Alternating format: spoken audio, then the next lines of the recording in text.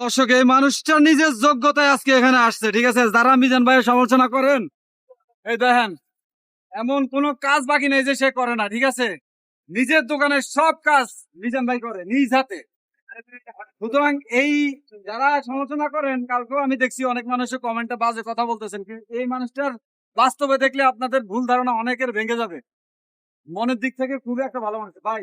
৬৪ ডিস্ট্রিক্টের মানুষ সজিয়ে মুড়ি ভিজিয়া খাত, বাংলা কথা বলেন। আর আমার যে কবি ছবি দিচ্ছে এটা আর হুনতে এটা আগের তেনে কথা। আমার হলুদ মরিচ কম, এই সুতাটাই হারবো। কুত্তায় কামাইলে হ্যাঙ্গের নিচে কামাই, ওদের কামাই তারেন। আমি কি কেউ সৎকে বালালে চলি না, কে কি কইলে হেডি হুনতে আমি আমার চালান খাটিয়ে ব্যবসা করি, হাগলেন সবাই আছে আমার তারে।